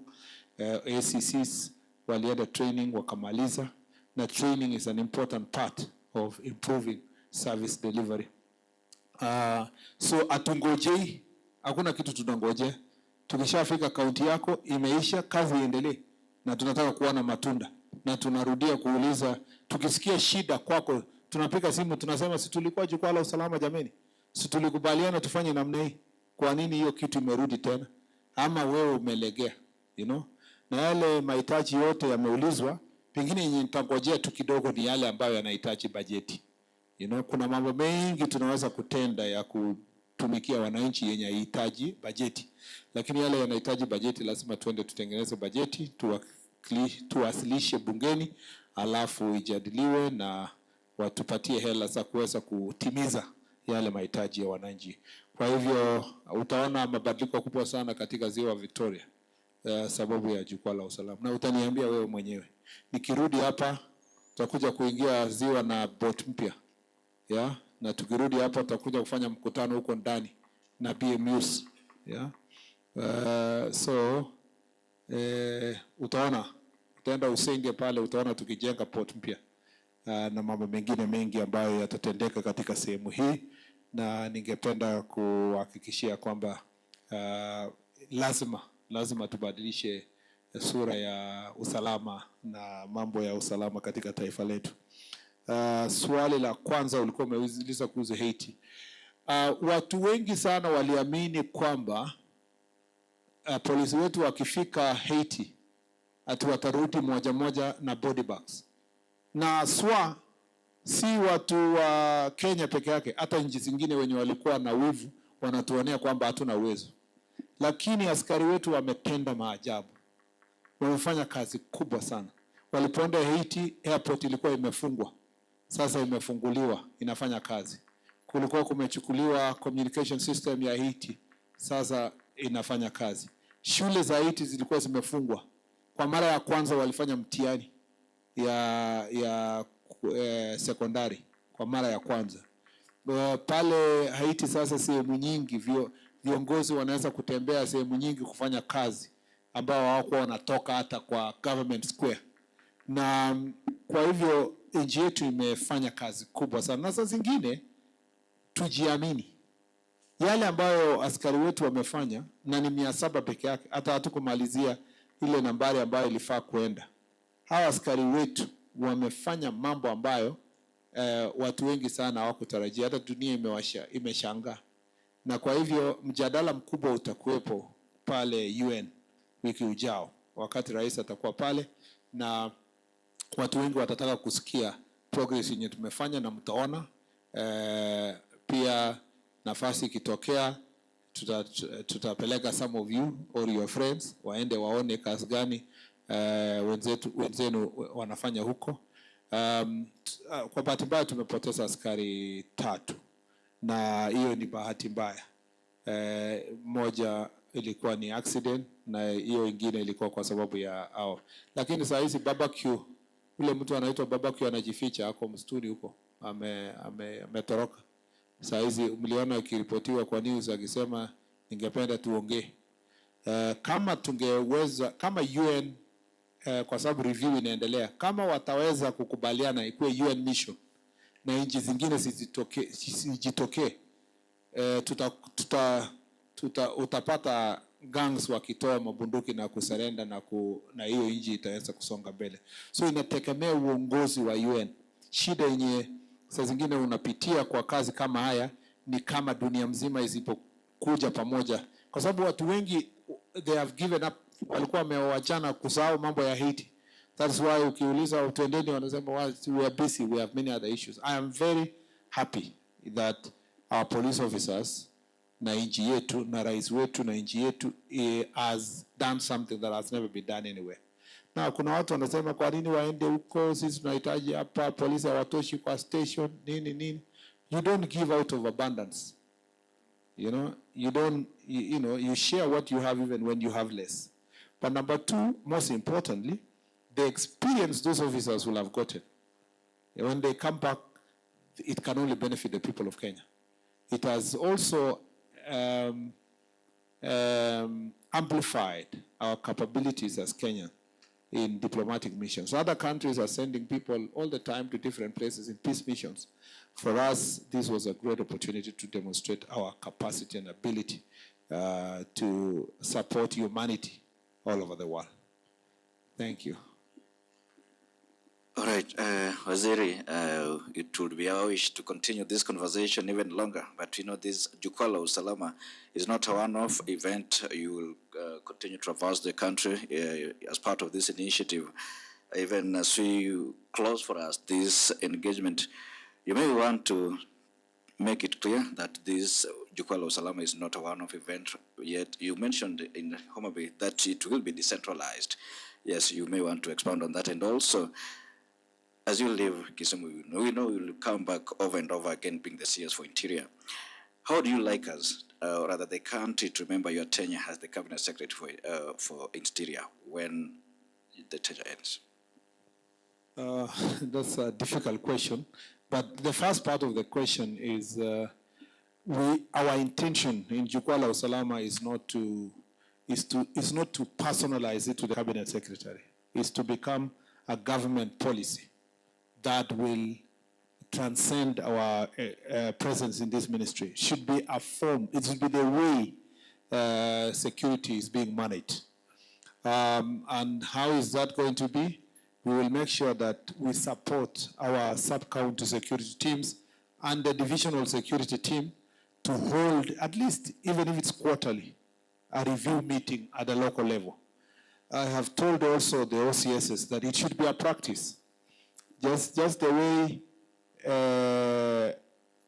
schools start with a parade on Monday or something, they should have their meetings, really formal meetings, to review how they are performing in their division once in a while, maybe after 2 weeks or so. The thing is, you can also manage people in a police station and you have no conversation. This kind of conversation, the involvement of Mama Mboka, Boda, Matatu people, and so forth, in security meetings, is going to help our security situation get better, so that Nyumba Kumi and community policing does not become something removed at a corner. You see, there is a department in the ministry that's called community policing. It should not be a department. Community policing should be the day-to-day responsibility of police officer, so that all police officers should be involved in community policing. I don't know if you understand me. If you are an OCS in a place, you know that when I arrive, I ask, who are the stakeholders in this area supported by the community to work with my police station for security purposes? It should not be like there is a committee that's called the Security Policing Committee, and it is removed from the day-to-day work of a police officer. The day-to-day work of the OCS should include community policing. You've asked me how you want to be remembered. First of all, when you're a cabinet secretary, you don't have, and particularly a cabinet secretary for interior, you don't have your own policy. and you have your own government. Everything you do under the leadership and the direction of the president. And so, my first objective is to make sure that the bottom-up economic transformation model and the bottom-up governance of the security sector is institutionalized. It's institutionalized. It's not personalized. It's institutionalized. So that's not about me. It's about the security managers, about the people. And number two, I like to invest more in teamwork. I will be here for a defined period of time, but there is a police officer, constable, will be recruited in 2 weeks, who will perhaps, God willing, serve Kenya for another 30 years. So it is my desire that once we institutionalize governance, we also, I would like to be remembered as a person who worked with others as a team, build a team, and made others shine, helped others to shine in what they do, so that it's not about me, it's about the team. And as much as possible, I want to, when I exit, the people of Kenya will appreciate security is not a secret, private thing. Security is me and you, and that it is easy to manage security when everybody is involved. To demystify this idea that there is a tower up there where there is a big man called a minister and there's a small person called a constable. That everyone, a chief, a constable, and the cabinet secretary are only team members playing different roles to ensure that our country is safe. I am so happy. I don't know even how I can express this. I'm extremely happy when I see what's happening in my county, in Kerio Valley. I am overwhelmed. I mean, I never thought I would live to see very, very hardcore criminals walk to a police station and hand over their guns. I mean, I used to dream that I hope one day it will happen. But I never thought it would be this fast, and I never thought it would happen in the manner in which that has happened. I am pleasantly surprised. And therefore, it means that it can be done with a little effort, with a little teamwork. The things I've seen in Kerio Valley is absolutely miraculous, but it's the fruits of teamwork rather than, teamwork. I mean, citizens now are walking around telling anybody, wewe kwa nini hujapeleka hii bunduki yako? Wewe, because they have now confidence that the government can deliver. And therefore, and for the period of time that I serve under His Excellency the President, it's my duty to help him achieve his vision in the security sector. Thank you very much. It's really difficult to ask a question when you've all actually outlined your vision for the period of time that you're going to be in this docket. But I'm told in the audience there is just one burning question from Rolex Omondi. How burning is it? And can you just shoot it really fast so that we end this with the Waziri's closing remarks?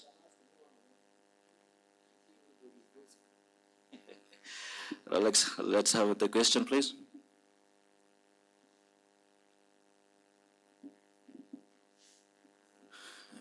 I will.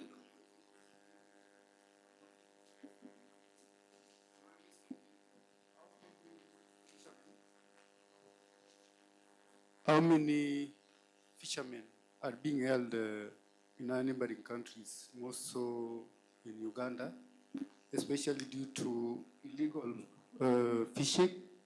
And then my second question is that early this year, the Nyakach sub-county officer, I think a sub-county commander, issued a list of about some real and perceived cattle theft rustlers. How many were presented in court, arraigned in court? How many were released in that? And then the last one, you have had challenges of illegal guns in the country, and I would like to commend you for having seen to it that around 120 were recovered in KU. Now, what are some of the challenges that you're facing in dealing with the illegal possession of firearms in the country? And Waziri, as you respond to those questions, probably you can also summarize with your closing remarks so that by the time you're done, we just end it. I think on the specifics of how many fishermen being held, how many what do you call, people have been arrested, I don't have the numbers. And it would be impossible as a cabinet secretary to have every number of people arrested without first consulting. So the best thing would be that maybe through our social media page is to respond to your specific question on the numbers of the people arrested, released, charged, and convicted, and so forth. I know there's some also Ugandan officers who were arrested in Kenyan side of, around Busia, and they were handed over back to Uganda for charging. Some of the arrests that are happening in the lake, I know that it is illegal. It is some kind of kangaroo court where fishermen are arrested and then they asked for bribes. It's not actually official fines. And that's why we are saying we must have proper official presence in the lake and also liaison officer to solve those issues that are happening in the lake.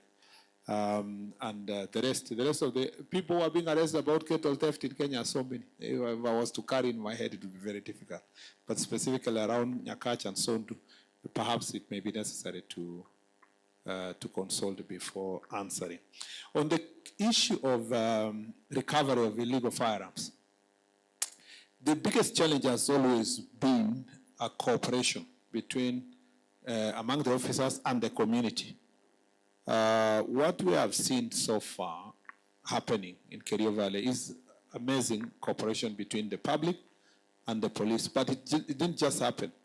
It was after the police had persistent operations to try and get the ringleaders of these gangs. And this is just but the beginning. It will continue and continue. Our determination is that in 3 years, we should have cleared a big chunk of the region from these bandits. The reason why in the past there was no cooperation is because operations used to happen for 1 week and the police ran away. 2 weeks. But this has been sustained operation, sustained, and we intend to sustain it for the next 3 years. We have even better strategy to invest in more equipment and resources so that people can live in peace. I'm very happy to see people are back to their farms, people are back to school, back to many other places, and I really, really, really want to see the success of the dream of the president when he said, "Mambo ni matatu." Though it looked like it was a joke then. You remember the Mambo ni Matatu started with, it was actually bandits and sugar. And sugar is progressing well, and bandits also are now surrendering their guns. So you can see the president is keeping his promise to the people of Kenya. And it is our duty as in the various departments to help him make sure that this is actualized. Of course, going forward, there are challenges like terrain, road success, network, which we are working on. And the National Security Council a week ago, 2 weeks ago, agreed to push for certain budgets, a directed treasury to put aside certain resources for access, roads, and so forth for security operation. As it can be done. And I'm confident now. The example we are seeing now tells us it has just always been the commitment on the government side and the confidence of the public to report these cases of criminals. I don't have any further closing remarks rather than just to thank all of you for your robust questions. It's been a fantastic time in Nyanza region, and tomorrow we are closing in Nyamira. We look forward to interacting with the leaders in Nyamira and the members of the public. I look forward to coming back here as we inspect the things that I have promised that will be done, and coming back here to engage the citizens on various issues and to look at the progress.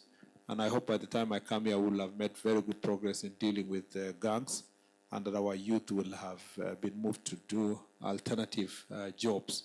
I want to thank the people we work in the ministry with, they didn't have to be here with me, but they're here. There's DIG Masengeli, our past Opora, our regional commissioner, our regional police commander, and regional security team, all of them, they're here.